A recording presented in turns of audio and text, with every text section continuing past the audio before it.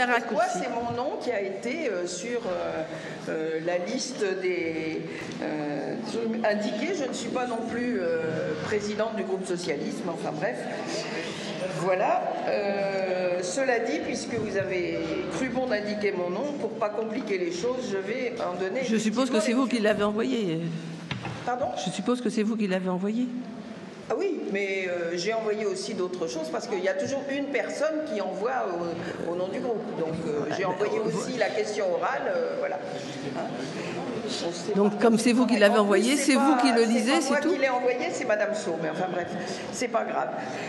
Donc, je vais en donner lecture, et simplement, je tiens à indiquer que certainement ce vœu à la lecture de certains d'entre vous élus a pu paraître un peu curieux, parce que, voire sans doute inutile à un certain nombre de personnes, et je dois dire qu'il y a seulement 2 ou 3 mois, nous n'aurions jamais imaginé devoir utiliser la forme du vœu pour pouvoir aborder, à travers un élément factuel qui est l'ambiance entre élus de tous bords, une question grave finalement de démocratie, et c'est pourquoi nous avons souhaité, après le dernier conseil municipal, la déposer. Alors j'en donne lecture. Lors du dernier conseil municipal, nous avons assisté à des prises de parole d'élus de votre majorité qui ont mis à jour certains aspects de votre conception de la démocratie et des relations entre élus. Vous avez en effet reproché à Mme Bourdu et à M. Regragui, respectivement à la date de ce conseil, maire adjoint et conseiller municipal, d'avoir entretenu des conversations privées et sans caractère politique avec une élue de l'opposition. Vous avez par ailleurs indûment indiqué que ces échanges avaient eu lieu entre les 2 tours des départementales, alors qu'ils datent de février dernier. Nous nous interrogeons naturellement sur la façon dont ces conversations ont pu parvenir à votre connaissance, puisque les élus intéressés ne vous les ont pas remises eux-mêmes. Mais nous sommes également inquiets du grave danger que constituerait, sur le principe, le fait qu'un élu dans une démocratie se voit empêché de communiquer avec d'autres élus, quelle que soit leur appartenance politique. Nous avons bien compris que la délibération 52 du Conseil du 4 juin avait pour objet d'acter le fait qu'un élu de votre majorité avec délégation devienne élu de votre majorité sans délégation, avec diminution de son indemnité. Vous l'avez justifié par une perte de confiance. Aussi, nous tenons à vous informer que nous entretenons des conversations privées, par oral et par voie de messagerie, avec un certain nombre d'élus de votre majorité et certains très proches de vous. Faudra-t-il s'attendre à ce qu'eux aussi perdent leur délégation et leurs indemnités en perdant votre confiance, si nous donnions une publicité à ces échanges ou s'ils venaient à être captés de manière frauduleuse ? Dans ce cas, le nombre des élus en réserve susceptibles d'intégrer votre majorité pour pourvoir à leur remplacement suffirait à peine. C'est pourquoi, afin d'apaiser la situation et de permettre à chacun de cesser de vivre dans un climat suspicieux et délétère, nous formulons le vœu suivant. Que les élus de la majorité municipale se voient reconnus le droit d'entretenir des conversations privées par oral et par messagerie, il y a eu une coquille, j'ai écrit par messagerie, avec les élus d'opposition. Vous l'aurez compris, ce vœu est simple. Tout ce que nous demandons est que les élus du conseil municipal puissent entretenir des relations républicaines entre eux. Nous ne doutons pas que vous-même, maire Les Républicains, saurez vous montrer sensible à notre souci de sauvegarder le caractère républicain de notre fonctionnement collectif. Alors, mesdames, messieurs, pardon ? Ah, vous voulez en plus en rajouter ?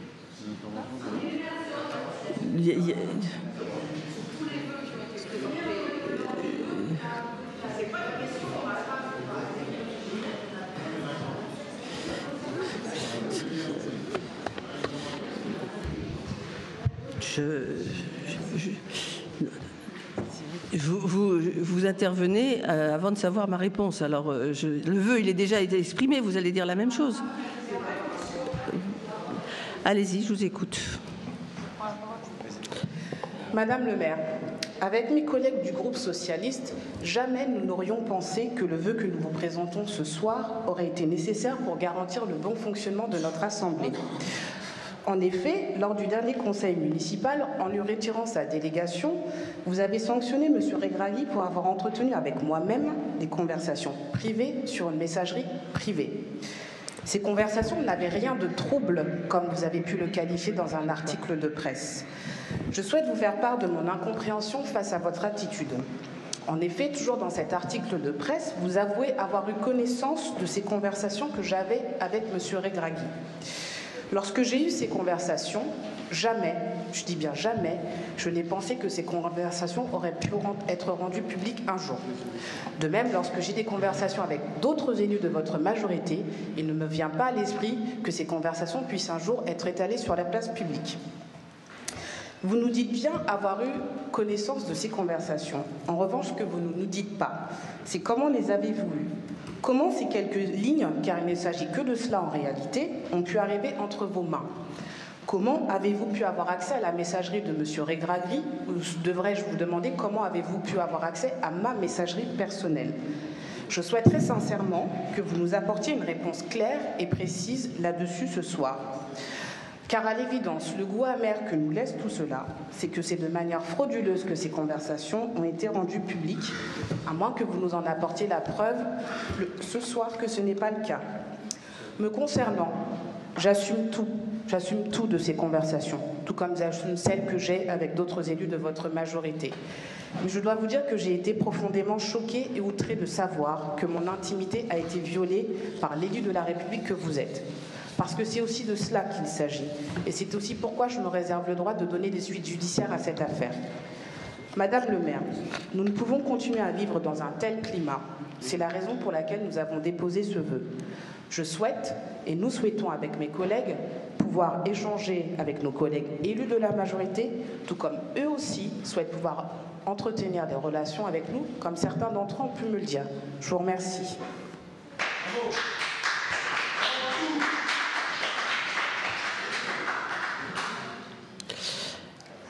Oui, Madame le maire, j'ai commencé tout à l'heure une intervention parce que je souhaitais quand même dire quelques mots sur ce qui est arrivé ce soir. Et d'une certaine manière, le vœu reprend certains éléments de ce que j'avais à dire. Je crois que tout est affaire de climat.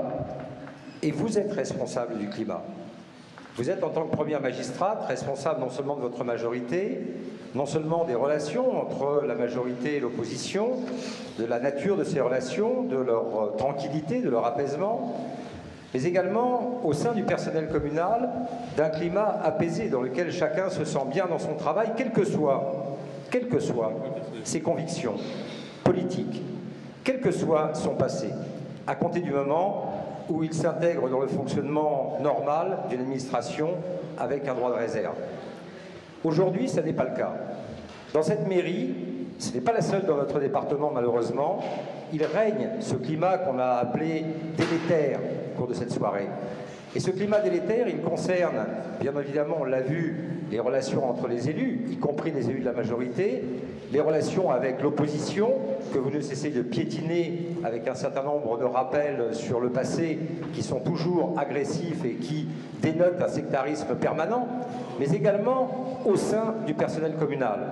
Je ne listerai pas le nombre d'exemples que j'aurai à vous fournir ce soir, mais si vous le souhaitez, et hors conseil, je veux bien vous en faire la liste, des gens qui aujourd'hui ne peuvent pas s'exprimer, ne peuvent pas parler, ne peuvent même pas parler à un élu de la République de l'opposition. Et s'ils lui parlent, alors ils sont sanctionnés. C'est grave. N'importe quoi. C'est très grave. N'importe quoi, monsieur, ça. C'est très grave. C'est n'importe quoi. C'est très grave. Oui, très, très je crois grave. que c'était plutôt de votre méthode que la mienne. Parce que ça, c'est combien de personnes, des personnels municipaux m'ont déjà dit on ne peut pas vous parler quand on était dans l'opposition parce que c'est interdit par le maire en place. Alors ça existait. Et moi, je ne suis pas dans cette optique-là. Laissez-moi terminer, j'en ai pas pour très Non, longtemps. non, mais vous savez, entendre des accusations qui sont fausses, il y a un moment...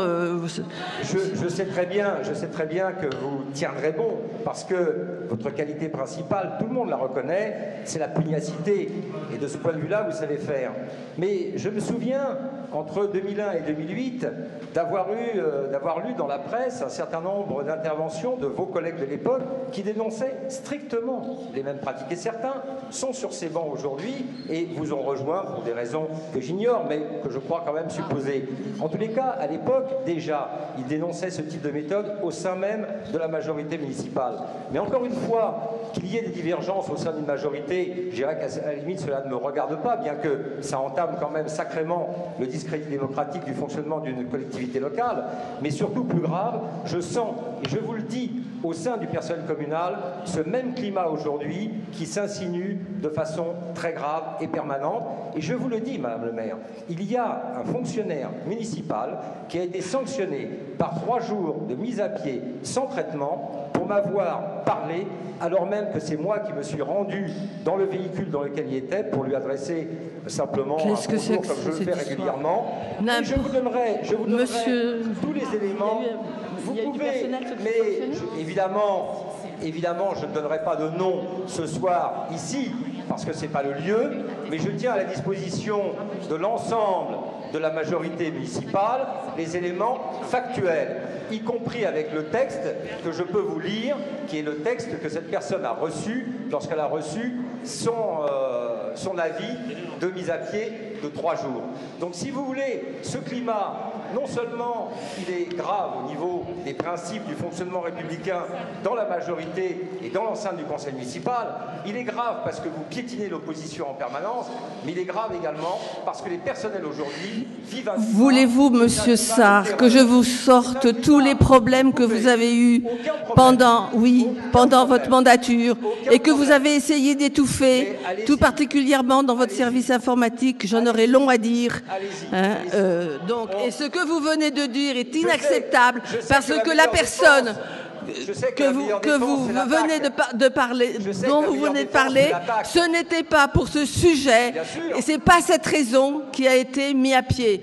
Vous voulez que je vous lise le mail? Vous voulez que je vous lise le texte de l'administration? Je l'ai. Alors, mais non, si vous voulez, si vous mettez en cause ma parole, moi, il n'y a pas de problème. Je vais vous le lire. Donc là, nous sommes en train de faire un vœu sur le problème. Pardon. Vous voulez ou pas? Pardon. Vous voulez qu'on lise ou pas? Ça n'a pas de rapport avec la libération. Ce n'est pas à l'ordre du jour et ce n'est absolument scandaleux ce que vous dites parce que ce n'est pas le sujet. Hein?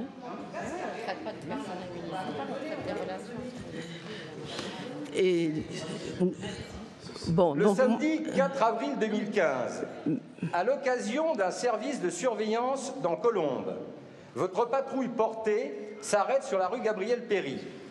À ce moment, M. Philippe Sarr se dirige, ancien maire de Colombes, se dirige vers votre véhicule. On demande une subvention de séance. Pour saluer les...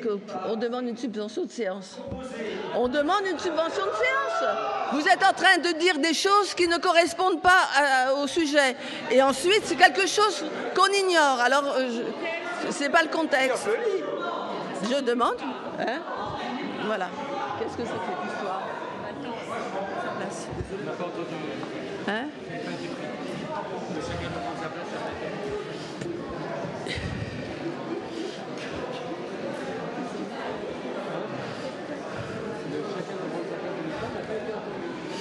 On reprend la séance, chacun revient à sa place.